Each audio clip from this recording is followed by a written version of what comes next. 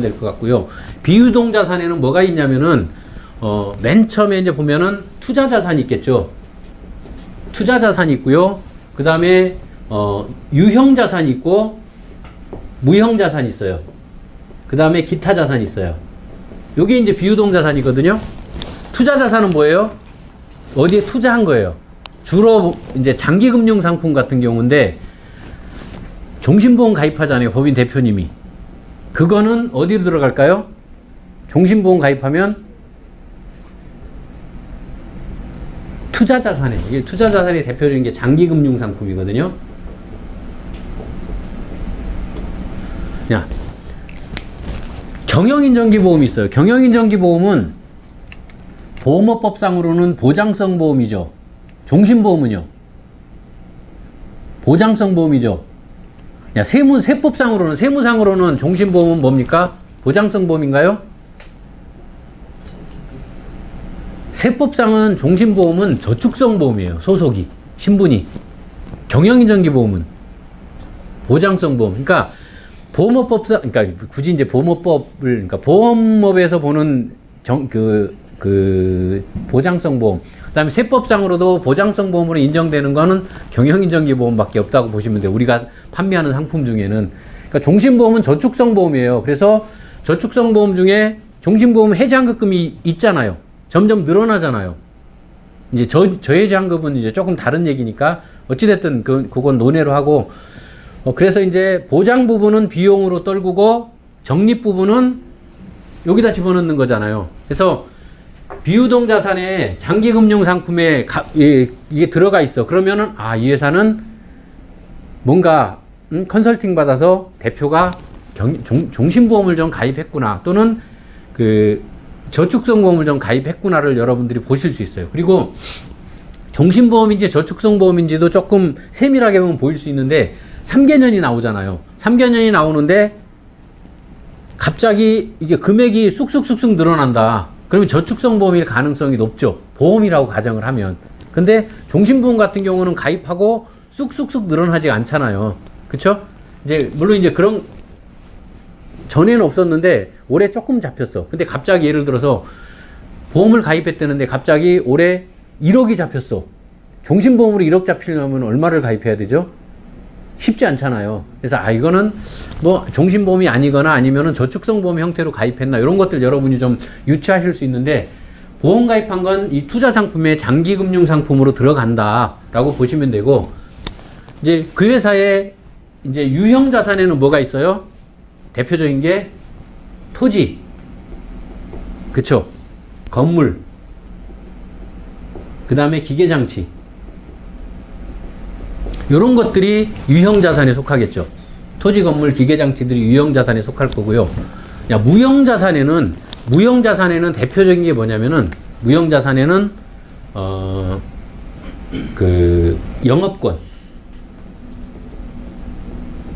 영업권이 있어요. 대표적인 게 영업권이 있고, 근데 이 중에 영업권을 보면, 영업권이라는 게 뭐예요? 일종의 권리금이죠, 권리금. 그쵸? 일종의 권리금이에요. 영업권은 일종의 권리금인데, 그 영업권의 값이, 금액이 좀 크게 들어가 있어. 영업권에 금액이 들어가 있으면 두 가지입니다. 첫 번째는 이 회사가 법인 전환을 한 거죠. 그러니까 개인 회사를 이 법인에 파는 거잖아요. 그럴 때 영업권을 대표가 이제 계산을 해갖고 영업권만큼 가져가는 거잖아요. 그렇게 해서 영업권이 들어가 있을 수 있는데, 봤더니 법인 전환한 지 굉장히 오래됐어. 근데 영업권이 잡혔네? 그 경우는 뭘까요? M&A를 했을 가능성이 높은 거거든요. 어떤 회사를 사오는데 그 회사에 있는 그냥 가치만 주고 팔진 않잖아요. 거기서 영업권까지 같이 해갖고 계산해서 팔았을 그 경우도 있어요. 그래서 법인 전환한 지 얼마 안 됐어요. 영업권은 어느 기간 동안 하냐면 5년 동안 영업권은 감가상각을 해요. 네? 감가상각을 하고 특허권은 7년 동안 감가상각을 하거든요. 근데 5년이 지난 기업에 영업권이 있다 그러면은 인수했을 가능성이 되게 많아요. 법인을, 다른 법인을 또는 개인 사업자를 인수했을 가능성이 높은 거거든요. 영업권은. 그리고 이제 감가상각으로 비용으로 떠는 거거든요. 감가상각을 해서 그렇게 5년 동안. 그리고 무형자산 중에 대표적인 거는 특허권이 있어요. 특허권이 있는데 특허권에 금액이 조금 잡혀 있으면 뭐냐면 이 회사 특허 출원하는데 비용이 들어갔구나 이렇게 생각할 수 있어요. 금액이 조금밖에 없으면. 근데 특허권에 2억, 3억 이렇게 잡혀 있어요. 그러면 이 특허권은 뭐예요? 사온 거죠. 특허권을. 누구한테 사왔을까요? 대부분 대표한테 사왔겠죠. 한참 이거 그 특허권 대표의 특허권을 사오는 컨설팅 되게 많이 했잖아요.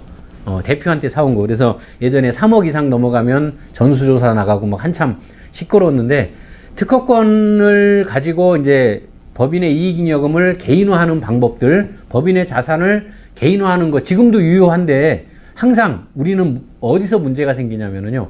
과하면 문제가 생겨요. 과하면 탈나는데 특허권 한참 전수조사하고 뭐 이랬는데 요건 잘 갖춰서 사전에 준비를 잘 하고 어느 정도 적절한 선에서 하면은 지금도 아주 유용한 자산을 개인화하는 방법 중에 하나가 특허권이에요.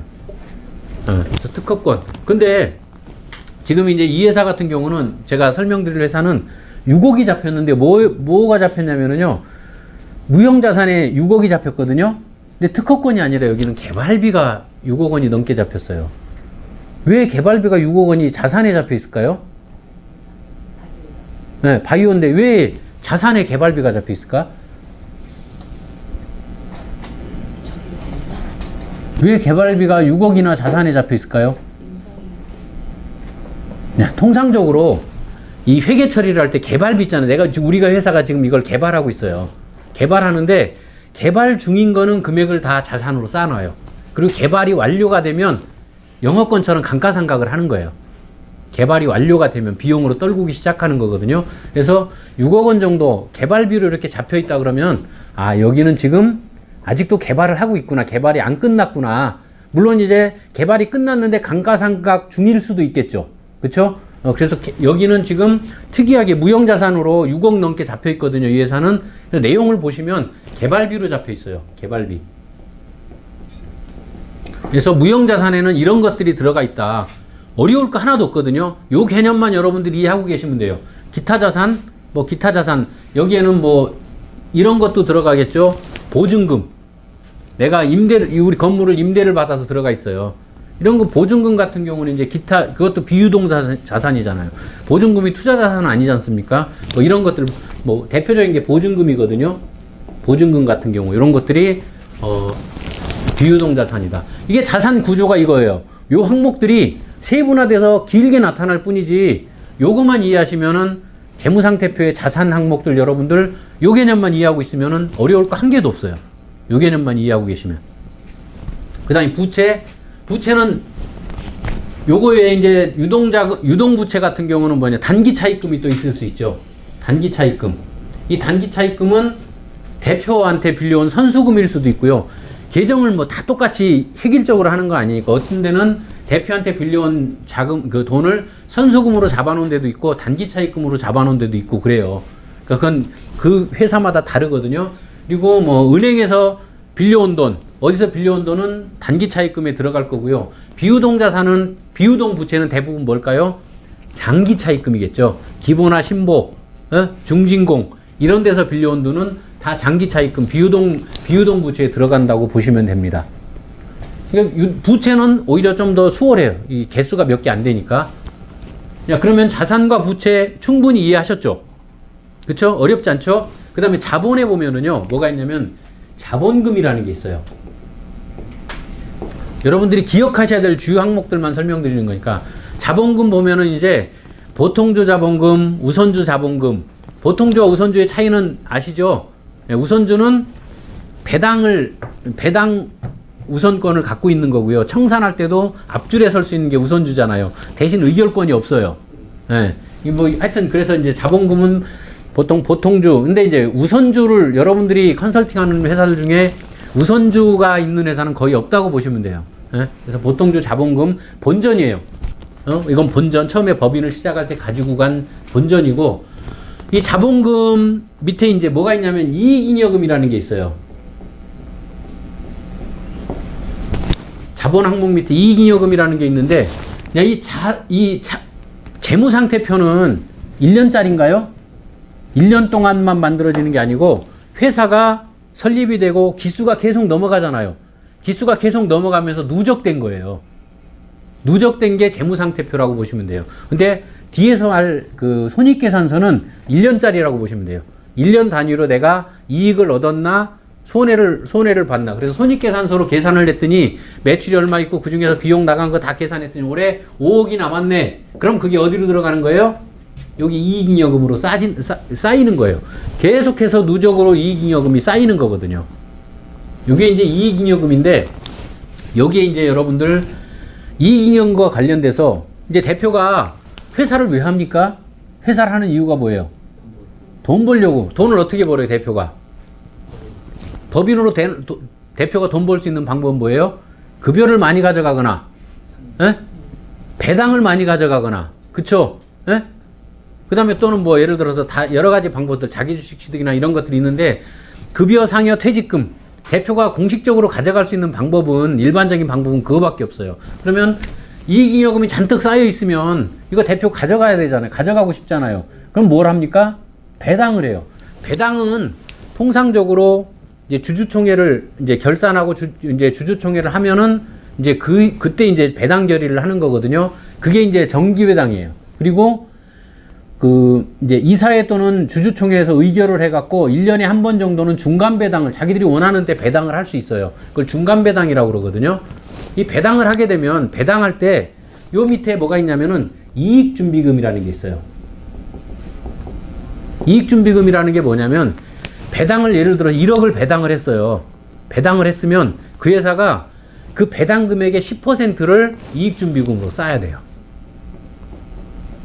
언제까지 쌓냐? 자본금의 50%가 될 때까지. 자본금이 3억이다. 어? 3억이다. 그럼 이 이익준비금이 1억 5천이 될 때까지 쌓는 거예요. 이익준비금은. 그리고 이제 자본금이 50%를 넘어가면 그 다음은 쌓든지 말든지 그건 알아서 하면 되거든요. 이거 상법 규정상 이익준비금은 무조건 10%를 쌓게 돼 있어요. 야, 그럼 이익준비금이 왜 중요하냐? 이익준비금을 보면은요, 이 회사가 배당을 하고 있는지 안 하고 있는지, 얼마를 배당하고 있는지를 알 수가 있어요. 그건 이제 인디케이터에서도 다루니까 그때 설명을 좀 드리도록 하고요. 이익준비금 말고 또 있어요. 뭐가 있냐면 이익준비금 말고 주식발행 초과금이라는 게 있어요.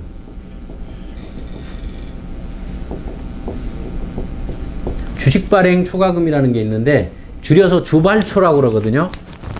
주발초. 주발초 그러면 뭔가 좀 뭐 잘하는 것 같이 느낌이 있잖아요. 주발초 얘기하는데 주식발행 초과금. 야, 이 회사가 자본금이 예를 들어서 1억이라고 가정하겠습니다. 계산하기 편하게. 1억에 1만 주를 갖고 있어요. 그러면 이제 1만 주면 그 한 주당 10,000원짜리 주식인 거죠. 한 주당 1만 주 곱하기 1만 원. 이렇게 해서 이제 1억이 되는 건데 주식 발행 초과금에 금액이 들어 있어요. 이건 뭐냐면, 야, 제가 회사를 열심히 해갖고 회사가 좀 커졌어요. 잘 나가요. 그러니까 외부에서 투자를 한다네. 외부에서 투자를 한대. 근데 내가 자본금이 1억인데 외부에서 1억 투자를 한대요. 그러면 저랑 5대5로 이렇게 해야 되나요? 아니잖아요. 그 손해잖아요. 그럼 뭐예요? 야, 나 10,000원짜리 주식인데 너 10배수로 들어와. 여기서 1억을 투자를 했어요. 그럼 자본금에는 얼마가 들어가냐면 1,000,000원만 들어가는 거예요. 10배수로 들어왔으니까. 그럼 자본금이 얼마가 돼요? 1.1억이 되는 거겠죠. 그리고 주식 발행 초과금의 나머지 금액이 9천만 원이 여기 들어가는 거예요. 이건 이제 흔히 멀티플이라고 하죠. 멀티플. 들어올 때 배수로 들어오게 하는 거예요. 고지것들이 1대1로 들어오면은 지분 방어도 안 될 뿐만 아니라 억울하잖아요. 열심히 회사를 키워놨는데 왜 날로 먹으려고 그래? 이거잖아요. 그래서 멀티플로 배수를 주고 들어오니까 액면가에 해당되는 금액만 자본금으로 들어가고 나머지는 주식 발행 초과금으로 들어가는 거예요. 이렇게 되는데 여기서 이제 어차피 아까 제가 서두에 뭐라고 말씀드렸냐면은 기본 보고서, 심층 분석 보고서, 뒤에 솔루션, 이 내용들이 이슈를 갖고 계속 반복하는 거거든요. 계속 반복하는 거니까 여러 번 들으면 여러분들도 이해가 더 수월할 것 같아서 여기서 이제 말씀을 드리는데, 주식 발행 초과금이 이익준비금하고 주식 발행 초과금이 어느 정도 일정 정도 쌓였어요. 예? 일정 정도 쌓였으면 이걸 가지고 예? 이걸 가지고 그러니까 그 주식 발행 초과금, 이익 준비금 이 합한 금액이 자본금의 1.5배가 넘어가면 이걸 가지고 배당을 할 수 있어요. 근데 이 배당은 본전에서, 얘는 본전이잖아요. 자본 항목은 본전이잖아요. 본전 항목에서, 그러니까 여기 이제 자본금 요 항목 아래 항목이기 때문에 얘는 본전이기 때문에 배당을 하더라도 세금이 없어요. 그래서 이걸 흔히 이제 감액배당이라고 얘기를 많이 하거든요. 감액배당. 그래서 감액배당의 조건은 이익준비금하고 주식발행 초과금의 합한 금액이 자본금의 1.5배가 넘어가면 50%는 남겨놓고, 그러니까 이제 자본금의 50% 정도 한도는 남겨놓고 나머지는 지분에 따라서 배당을 할 수 있는데 이건 세금이 없어요. 그래서 상장기업도 감액배당 많이 해요. 배당을 받는 사람이 배당소득세를 안 내도 되는 거예요. 본전에서 받아가는 개념이기 때문에. 본전에서 받아가는 개념. 이중과세 위험 때문에 있는 거죠. 아니, 이중과세 위험보다도 내 본전에 주식 발행 초과금이라는 거는 거의 본전으로 치는 거거든요. 자본금을 늘리면서 같이 따라온 그 주식 발행 초과금이기 때문에 거의 본전이라고 보는 거예요. 그래서 얘는 내가 본전을 빼는 데는 나중에 예를 들어 내가 회사를 청산해.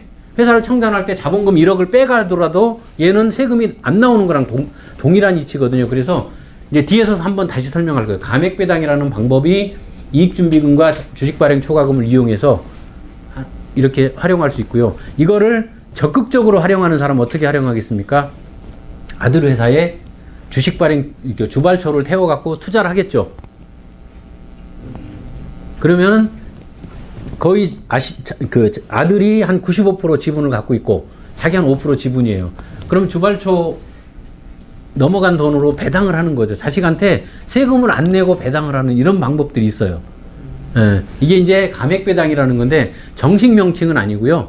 그냥 그 일반적으로 필드에서 쓰는 용어거든요. 감액배당. 여기서 감액배당이라는 게 나오고, 예를 들어서 이제 또 이익잉여금이 많이 쌓여 있어요. 이익잉여금은 이제 사람으로 따지면 몸무게인데 몸무게 무조건 많이 나간다고 좋은 거 아니거든요. 상장기업은 이익 많이 나면 좋잖아요. 이익잉여금이 많으면 좋은데 주가에 바로바로 반영이 되잖아요. 시장에서 주식가치를 결정하니까. 그런데 비상장기업은 이익잉여금 늘어난다고 내가 바로 가져갈 수 있는 것도 아니고, 가져가려면 세금도 있고, 나중에 회사의 이익잉여금 때문에 회사의 가치가 커지면 가족들한테 넘어갈 때 세금만 많이 나와요. 그쵸? 당장 좋은 건 아니니까 그때그때 이제 요즘 우리 유 대표님 이 살깎기 하시느라고 굉장히 고생하시는데, 저분 그 근육을 들려서 몸무게를 적정한 몸무게 유지하시려고 되게 노력을 많이 하시는데 법인도 똑같거든요. 적절한 몸무게가 되게 중요하거든요. 이익잉여금이 결국은 법인의 몸무게라고 보시면 되거든요. 무조건 많이 나간다고 좋은 게 아니에요. 나이 들면 점점 몸무게가 늘어나잖아요. 똑같은 이치예요. 법인이 점점 이 기수가 늘어갈수록 법인도 뭐 매출 채권, 부실한 매출 채권도 있을 거고 재고 자산도 있을 거고 뭐 여러 가지가 있겠죠. 그래서 점점 다 이게 몸무게가 자꾸 커지는 거예요. 몸무게가 늘어가는데, 몸무게 늘어나면 대부분 근육이 늘어나면 좋겠죠. 근데 몸이 안 좋은 것만 늘어나잖아요. 그래서 적절한 몸무게 관리하는 게 되게 중요하다. 그래서 이 이익잉여금을 개인화할 수 있는 방법 중에 아까 이제 필드에서 많이 쓰는 게 뭐라고 그랬어요? 특허권 사오는 거. 특허권을 사오게 되면 특허권을 예를 들어 1억에 샀다. 1억에 샀다 그러면 그 중에 60%를 필요경비, 특허를 획득하기 위해서 이 사람이 노력한 대가로 인정을 해줘요.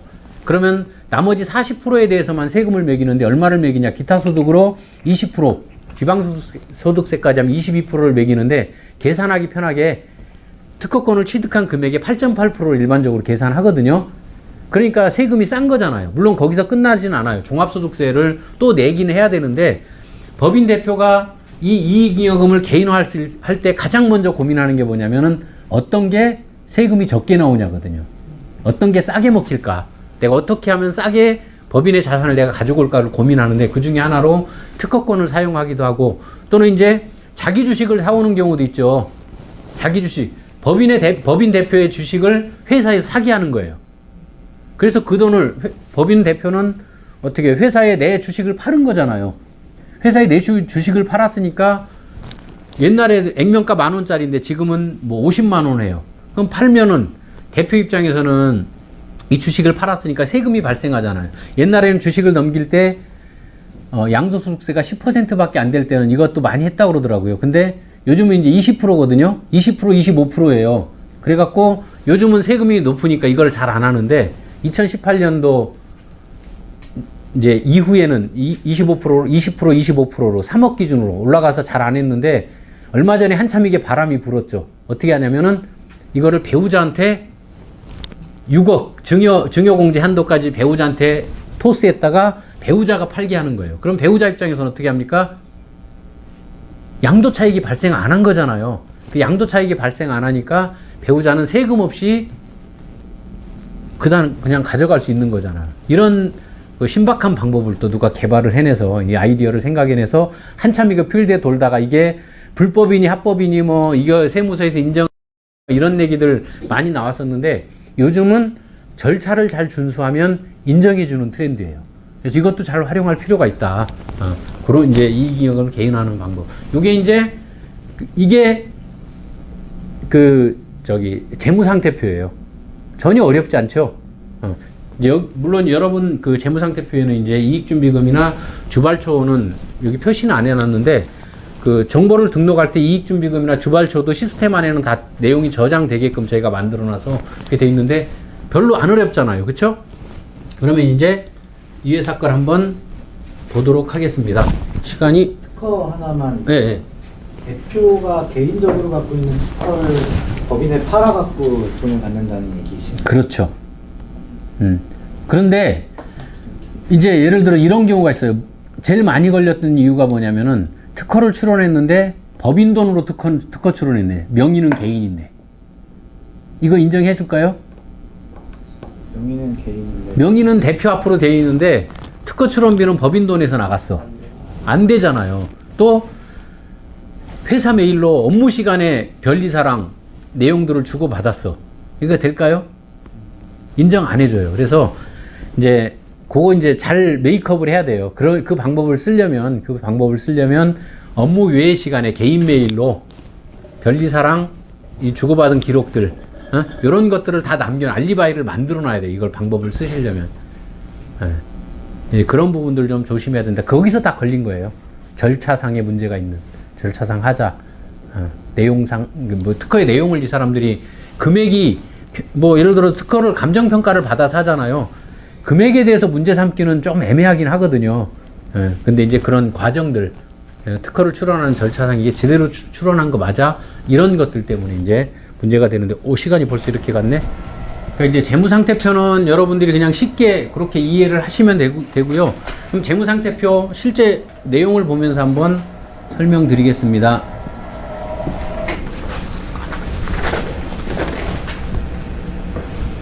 이렇게 화면이 또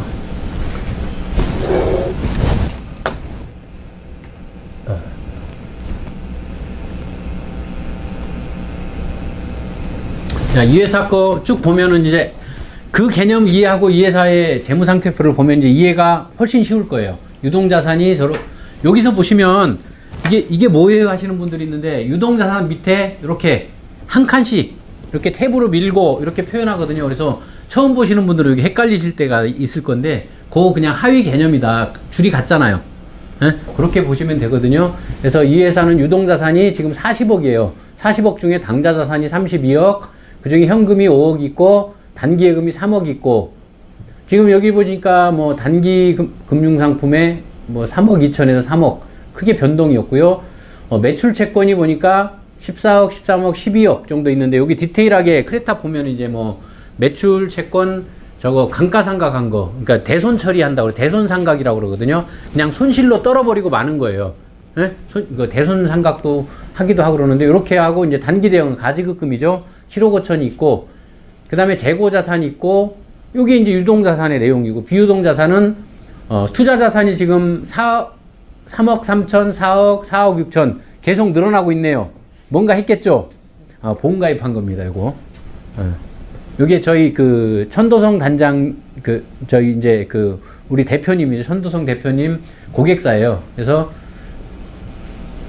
보험가입 되어 있는 거고, 그 그다음에 기타 비유동 자산 들어가 있고 이러면 이제 요거를 다 합한 게 자산 총계가 되고요. 부채는 매입 채무, 아까 매출 채권에 대비되는 개념, 그다음에 단기 차입금, 뭐 비유동 부채 이렇게 합해 갖고 부채 총계가 이렇게 계산이 되고 그러면 이제 자본금 있고 이익잉여금이 지금 41억인 회사고요. 그래서 자본 총계는 41억에 자본금 더해서 44억이 자본인 회사예요. 그러니까 41억이 자본인 회사예요. 그 이익잉여금이 41억이고 자본은 44억인데, 야, 이 41억이라는 돈이 어디 갔을까요? 현금으로 있을까요? 이거 41억, 이익잉여금이 41억 보고 굉장히 다들 이 회사 돈 되게 많네 라고 생각을 하시겠지만 절대 그렇지 않습니다. 이게 어디가 있을까요? 매출, 여기 다 이게 흩어져서 나눠져 있는 거죠. 여기 다 나눠져 있는 거예요. 이 금액이. 그래서 실제 이 회사는 돈은 뭐예요? 요거 당좌 자산, 즉시 가용한 자산 중에 매출 채권도 이것도 어떻게 될지 모르는 거예요. 그쵸? 그러니까 실제 이 회사에서 가용할 수 있는 돈은 생각보다 그렇게 많지가 않다. 그런 거고요. 여기서 한 가지만 더 설명을 드리고 갈게요. 이 회사에서 자본금을, 그러니까 이제 이 계정 개념들을 조금 여러분들이 이해하기 쉽게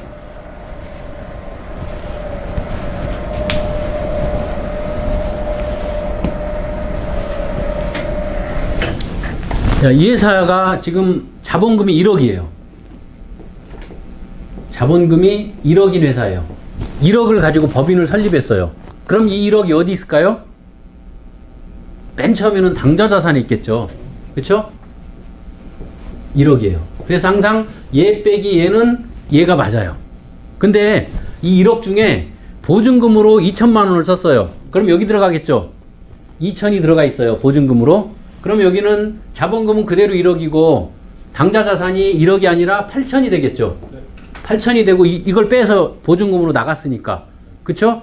그리고 이 회사가 중진공의 대출을 2억을 받았어요. 그럼 비유동 부채가 2억이 되겠죠. 그쵸? 2억을 받았으면은 2억이 어디 들어가야 되나요? 일단 일로 들어가야 되겠죠. 2억이 들어가서 2억으로 건물을 샀어요. 아니면 뭐 기계장치를 1억으로 기계장치를 샀어요. 그럼 어디 들어갑니까? 유형자산에 1억이 들어가고 얘가 1억이 되겠죠. 그래서 항상 얘 빼기 얘는 얘가 되는 게 맞아요. 요렇게 이해하시면 돼요. 그래서 아까 이익잉여금이 남아있는 돈 있잖아요. 이익잉여금은 항상 어딘가에 숨어있는 거예요. 흩어져서 숨어있는 거예요. 자산 어딘가에. 그렇게 이해하시면 되는 겁니다. 그래서 41억 굉장히 많네. 이 회사 좀 되겠네. 이렇게 하시면 안 된다라는 의미를 제가 설명을 드리는 거예요. 이 재무상태표가 그런 거다. 그리고 이제 그 다음 페이지 보시면 이제 손익계산서가 나오는데, 손익계산서는 굉장히 쉬워요. 손익계산서는 굉장히 쉬운데 요 흐름대로만 여러분들이 이해하시면 되거든요. 요 흐름대로만 이해하시면 되는데, 이 회사는 지금 매출액이 얼마예요? 69억의 매출액이 발생했어요. 근데 매출액을 발생시키느라고 뭐가 들어갑니까? 원재료도 사와야 되고요. 그쵸? 그 매출 원가예요. 매출 원가가 여기 들어가요. 이 매출 원가에는 뭐가 들어갔냐면은 제조업이잖아요. 제조업 현장에서 일하는 직원들 급여도 어디 들어가냐면 매출 원가에 들어갑니다. 그리고 이제 판관비는 일반적으로 판매 및 일반 관리비는 영업 직원이나 관리 직원들, 임원들 이런 사람들이고, 매출원가 그 제조업체의 그 직원들의 경비는 매출원가에 들어간다고 보시면 돼요. 그래서 69억이 거의 70억의 매출이 발생했는데 70억 매출을 발생시키기 위해서 원가가 얼마가 들어갔어요? 40억이 들어갔잖아요. 그럼 매출 이익은 얼마예요? 매출을 통해서 발생한 이익은 30억이네. 그쵸? 근데 30억이 다 우리 건가요? 아까 판매 및 일반 관리비, 판관비라고 그랬죠. 판관비가 25억이 나갔어요. 그러면 30억 중에 25억을 뺐더니 진짜 영업이익은 얼마예요? 5억밖에 안 남는 거예요. 이해되십니까? 이렇게 되고, 그 다음에 이제 영업이익이 5억인데 이 회사가 영업에서만 돈 버나요? 투자 자산도 있을 수 있잖아요.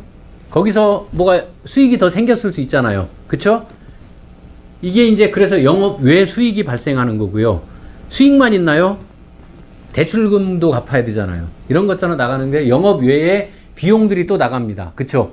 그래서 이것들을 다 하고 계산했더니 뭐가 나가냐면은 당기순이익이 얼마가 나와요? 4억 9,300만 원의 당기순이익이 나오는 거예요. 당기순이익이 나오는데, 야, 이 당기순이익이 다 우리 건가요? 다 우리 건가요? 이제 나라 건 내야죠. 법인세를 여기서 내야 되겠죠. 그래서 이제 법인세 차감 전 순이익이고, 법인세를 차감하고 나서 남은 실제 수익 있잖아요. 법인세 차감 후 수익이 어디로 들어가는 겁니까? 이렇게 해서 계산했더니 손익계산서에서 뭐가 남아요? 이만큼이 남았어. 그럼 이게 앞부분에 재무상태표에 어디로 들어가는 겁니까? 이익잉여금으로 누적이 돼서 쌓이는 거예요. 이해되시나요? 그래서 아까 제가 말씀드렸죠. 재무상태표는 1년짜리, 자, 그동안 회사의 업력에 따라서 계속 누적되어 온 거고, 손익계산서는 1년 단위로 수지타산을 계산하는 거예요. 이해되시나요? 네. 그러니까 이게 이제 비단 회사뿐만 아니라 일반 집안도 똑같아요. 결혼할 때 부모님이 해준 거, 내가 직장 생활해서 모은 돈, 그걸로 본전 갖고 자본금 갖고 집을 이제 처음에 이제 결혼 생활 시작하죠.